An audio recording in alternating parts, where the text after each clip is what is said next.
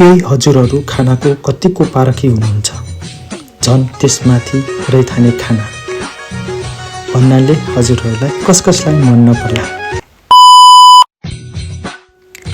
All right guys, welcome to my mini blog. I hope हजुरहरू सबैजना सन्चै हुनुहुन्छ होला। म पनि सन्चै छु। नेपाल आदिवासी जनजाति महासङ्घ आयोजनामा 2 दिने रैथाने खाना महोत्सव भएको थियो, जुन चाहिँ तनहुँको भानुभक्त बहुमुखी क्याम्पसको खेल मैदानमा भएको थियो।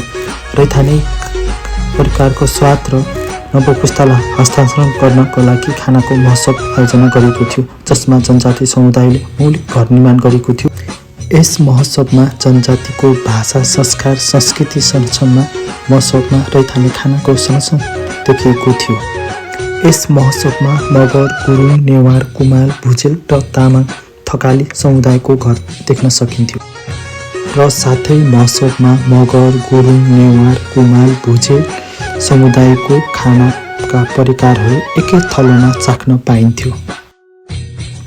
यस महोत्सवमा खानाका परिकारहरू बटुक, बारा, सेलरोटी, चटामरी, किट्ठा, ढाकुर, चटामरी, फुरोला, उमरीदेखि लोकल रक्सी, माछा, मासुका परिकार प्रदर्शनसँगै खानपिनको व्यवस्था मिलाएको थियो।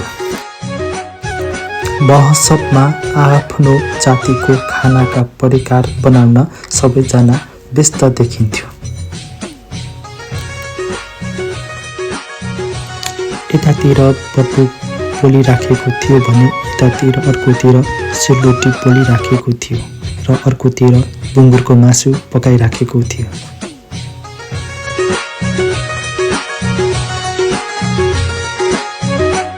अर्कोतिर भने 3 पाने रक्सी पारिराखेको थियो।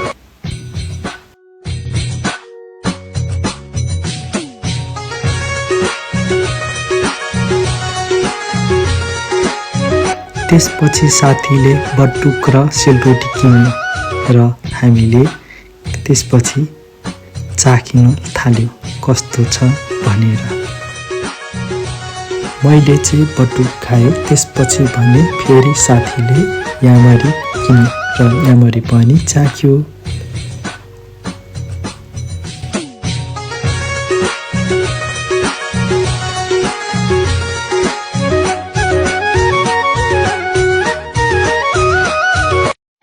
त्यसपछि भने हामीहरू एकछिन घुमेर हामी पनि रुमतिर लाग्यौँ।